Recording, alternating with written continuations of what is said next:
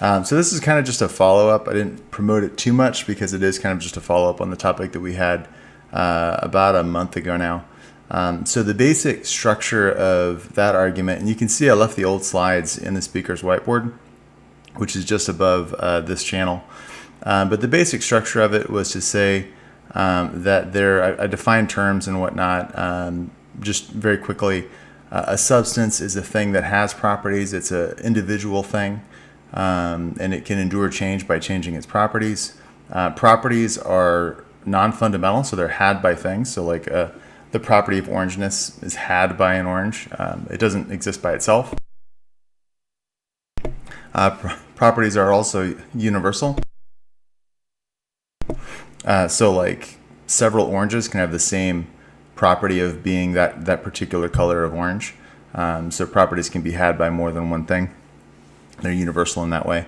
And so what we wanted to do was say that there are differences between mental properties and physical properties.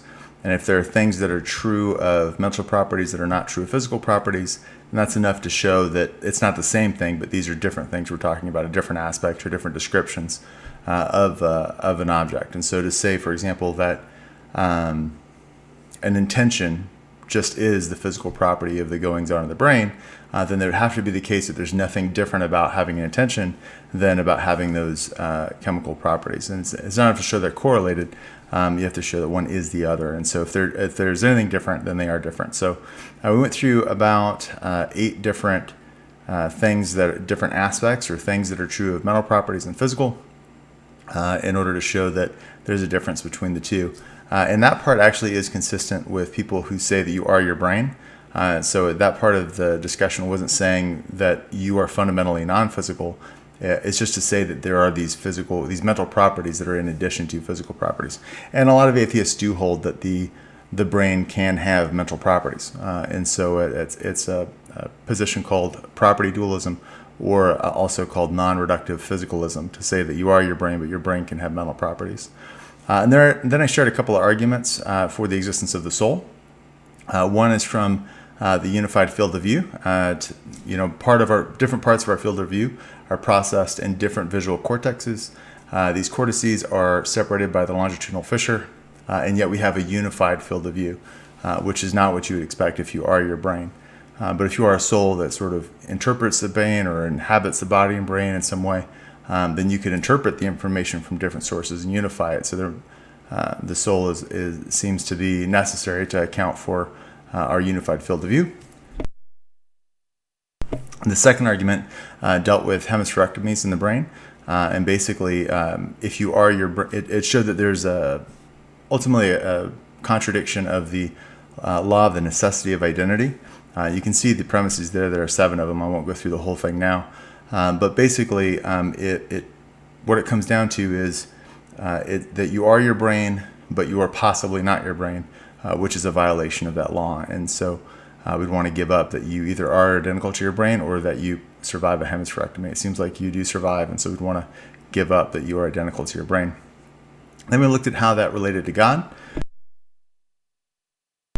We did that by talking about the coherent flourishing mental life, also called psychophysical laws, that there seemed to be this coherent mental life that we have, and it's not something that would be expected if God does not exist. And that's because if we assume just property dualism, what's important in property dualism is that brain events cause mental events, but mental events do not cause brain events. And mental events are governed by physical laws. And so the importance there is that there is no evolutionary advantage to have one mental event versus another, because the mental events don't have any impact on your behavior on property dualism or non-reductive physicalism. Because they don't have any impact on your behavior on non-reductive physicalism, then they cannot convey reproductive advantages. So, for example, you wouldn't flee a predator because you have the mental event of fear, because the mental event of fear doesn't have any impact on you running away, let's say. And so having a coherent, flourishing mental life is very surprising, given atheism.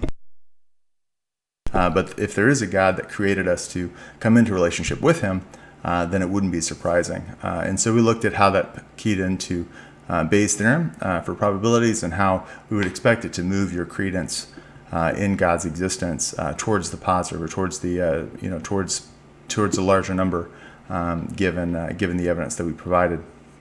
We then entertained a few objections to it. The first objection was really an objection, just clarifying what happens with the soul and hemispherectomies. If you transplanted a hemisphere, what would happen? If substance dualism is true, that's the view that you are fundamentally a soul that's separate from the body. Then it could be as simple as like having a prosthetic arm, for example, that you're just operating with different materials. But fundamentally, even if in a worst case scenario that you've got multiple streams of consciousness happening, that wouldn't show that you don't have a soul that has the capacity for a stream of consciousness.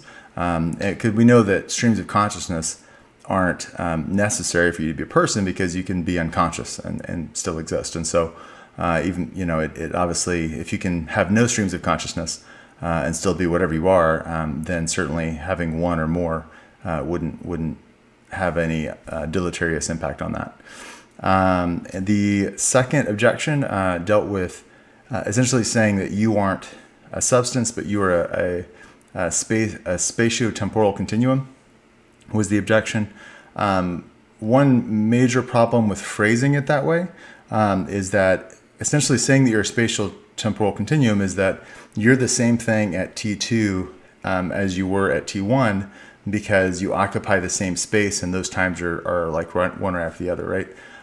So the problem there is, like, if we were to somehow annihilate you instantly and put in your place a bear of the same shape and size in between T1 and T2, so that instantaneously you're gone and there's this bear in the place, well, the bear would share a spatio-temporal continuum. And so on that view, you would have become a bear, which is problematic, at least. And so we wouldn't want to say that. I think a more generous take would be that you're a causal continuity, that you at T1 causes you at T2, and so that we can account for your continuity there. The problem with that is that you end up, you weren't present at these previous moments in times. You were merely caused to exist by these previous moments in time. So on that view, for example, we know that your body completely replaces itself every 7 years or so. So your memories from your childhood, for example, you're not remembering something that the substance that you are, was actually present for. You're just caused to have the memories of that childhood because you're a causal continuity. You're not a continuity of identity of substance.